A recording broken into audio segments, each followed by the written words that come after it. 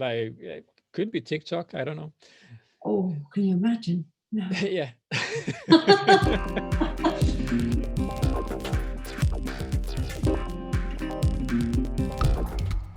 Hi, and welcome to another casual conversation with me, Johan Brodfeldt. And in this conversation, I have the pleasure of inviting a friend from the other side of the Nordic Sea, Helen Symington from Unicorn Interglobal. Could you tell us a little bit more about yourself? Hi, Johan. Yes, I'm Helen and I work for Mike Pete at Unicorn. I do a range of things really, but mainly look after the website, newsletters, social media, which is why I'm here, that kind of thing. Yeah. So keeping Okay. in contact with customers. Yeah. And we've talked briefly about the social media presence and what it does for a business. Why we want to use social media. Is there something you've experienced that this is a good thing, or have put some positive or negative experiences from using social media? Oh, yes, definitely. I think when I started at Mike's at Unicorn, I think social media was only really just sort of getting going, and we were both quite skeptical. We redid the website, we're happy with that, and then it's like, oh, social media, shall we, shan't we? Seemed like a bit of an effort, and Facebook was the first thing that we did. Yeah. And then I think that we actually grew to quite like it and realised that it is a good way of keeping in contact with what our customers are doing, what our suppliers are doing. And it's sort of a bit of a window to the outside world. So for us, it's been a positive thing and we like it. I'm speaking on behalf of Mike now, but we like it. Yeah. Okay. Yeah. But you are actually using it in uh, both to keep track of some of your partners and customers, and in a way to promote your own business. So it's like networking online, business Yeah. networking. Yeah. Do you know, it's funny there. Now, I don't see it in that real business way, and maybe I should, but I genuinely see it as a way of sharing, what Mike's doing, if he writes any blogs or papers or sample applications, that kind of thing. I just see it as a nice way of sharing what we're doing, not just with customers who are on our mailing list, but potentially with a wider audience. Yeah. And not in any kind of monetary measuring type way. It's just purely, Mike's usually working on stuff. And it's nice to share things that he's done. So we do it as it's almost a giveaway for us. Yeah, but I think that that is the best way to use social media, because you want to share and show what you're doing, so that people can, if they are interested, look at what you're doing and get to know you a little bit better. Because when Yes. they get to know you a little bit better, they might sign up for your newsletter. And on your newsletter, you actually have more like a close connection to the customers, and they are continuously listening to you. So you want to use social media to drive people who are interested in what you're doing into your email list. Yes, definitely. And that is how we use it. And I hope that comes across. Although what you said there just made me think. So if we were trying to find new customers, or let's say for example, new younger users of Dataflex, Yeah.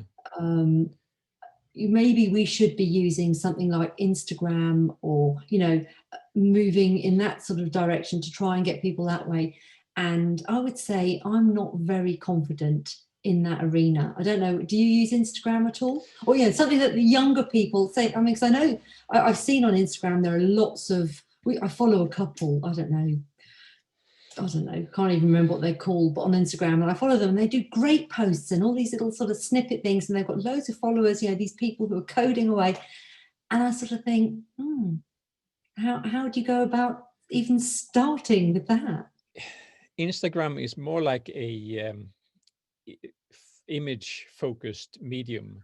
Facebook is posts and videos, while Instagram has more these kind of uh, sets of images or some videos in some sense, but mainly uh, these where you can swipe images and look at different things. Mhm. Um, and I think it's hard for a developer to go in and kind of put code snippets or something, because that's what we got in our head. But if you can twist it like a short presentation of one tiny bit of That's what they, concept, yeah, that's what yeah, they do. Yeah. then you can put that in a nice graphic way and post it as a message, and then you might get more across.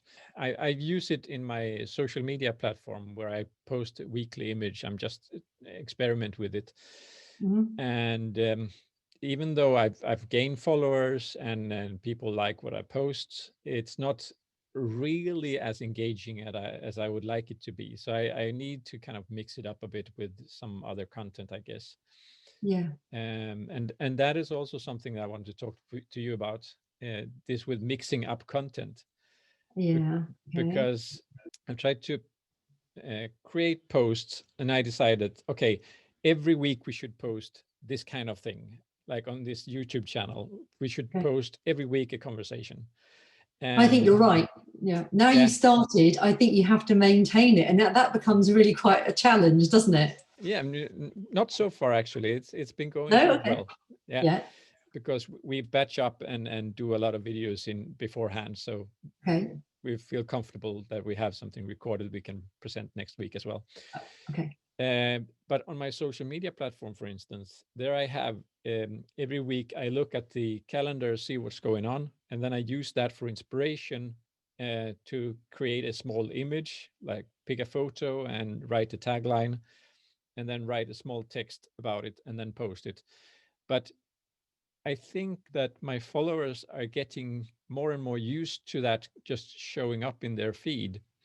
So they are not engaging with it. And as they are not Oh, engaging with it, it Facebook is not showing it as much to them. So Facebook is filtering those messages away. okay. So that's why I need to post links to other content that is relevant for my audience. And I might have to post something else like a video or something, because when I do that, all of a sudden I get a lot more engagement. Okay. So just posting the same content or similar type of content regularly, like if you have a newsletter or a blog post, and then just take the snippet of the blog post, put an image, and just post it, and you do that like every week, then your viewers will look at that and say, okay, oh, there's another post. I don't have to read this because I read the last week, and Okay. it's not interesting every week. So, um, and if they do that, Facebook will think that you're not that interested in this business anymore, Okay. and then they will stop showing those posts to the users. The trouble is with video, I mean, I know video is king, and everyone's like, rah, rah, video all the way. Yeah. But video, as you know, as we can see here, for me, the lighting is dreadful because I just, I had not really much idea, and I didn't have an awareness that I needed to have lighting at the front and all that kind of stuff. Video that's a skill in its own right, Yeah. and creating videos for what's essentially just almost throwaway effort, just sort of speculating type effort. Mm. I think that's too much for your normal everyday company who you've got your day job, you've got your what you're meant to be doing for your business. Taking time out to make videos for social media, I think it's a step too far. Yeah, but you For can make small it. companies, You can make it very easy for yourself. And if you look back to my first discovering Dataflix videos, where I basically had a screen grab and a small video in the corner, uh-huh. they were just recorded in one take and and posted online. So I've spent like the time I've did the demo for 10 minutes or so, and then when it was recorded, I just put it up on social media and I was done. The quality was not top, and I had a bad mic, and I didn't have that much lighting, and so it was a bit crappy. But gradually I bought better equipment. I bought a new mic that has a better sound. And now when we started doing these casual conversation videos, I talked to my brother, who is or has been working in the cinema and made been part Oh, of recordings for the television here in Sweden. okay, yeah. So he knows a thing or two about how to set up lighting and stuff. So All right. he advised me to set up these lights and uh, get a Well, it darker clearly makes a big background, difference. and yeah, it does. Yeah. Okay. Now, I mean, I can already see now the next conversation needs to be top tips for how to create your own very simple, cheap, easy videos and basic equipment.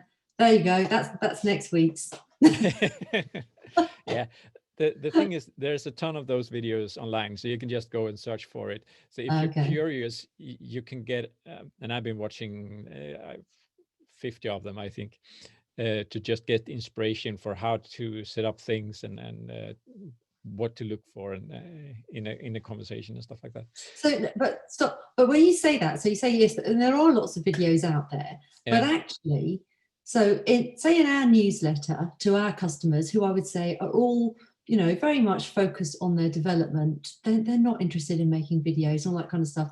They no. would never go. I mean, I'm saying this on their behalf. I don't believe they would go off and search on YouTube to try and find, because there are so many, just trying to pick one that you think is going to be right is going to be tricky. Yeah. Whereas if I put something in our newsletter out to our customers and said, Johan recommends this is a good one, Yeah. they would probably click on that and pay attention to that, but they wouldn't go and look for it themselves.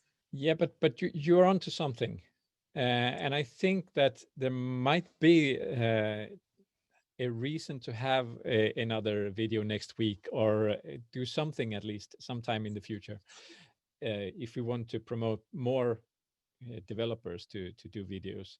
Yes. I don't think a video recommendation will do it, because the video people who make this recommendation are so specific to different things. There's like 10 videos just how to pick your background Yes. and put things on the walls, and uh, Yeah. there then you have 10 different videos for lighting, and there are specific videos for lighting when you have glasses, so you don't get Oh, okay. reflection Okay. in the screen.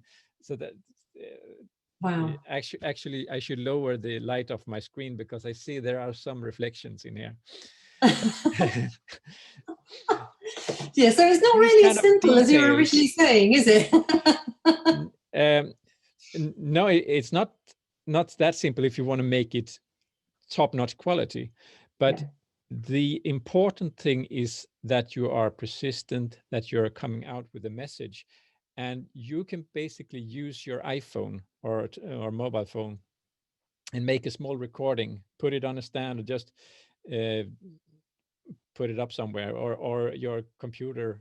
You can use some tools for screen grabbing, and I could of course link to there's one called OBS, which is really great and used even for live stream on YouTube, Okay.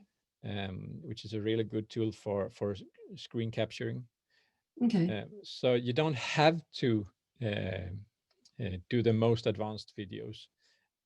I've been doing some videos where I on Instagram for my social media platform, where I basically just press record on Instagram and hold the phone in front of me, and then record what I'm going to say for, I think it's 60 seconds I have to speak. So Okay. I have to kind of get a short message in 60 seconds and then stop and then post it and share it on social media. And then I'm done. So I did that once a week for half a year, I think. or almost half a year, Uh-huh. where I every week just said hi to my friends and put it out a post talking about something that was relevant for this week.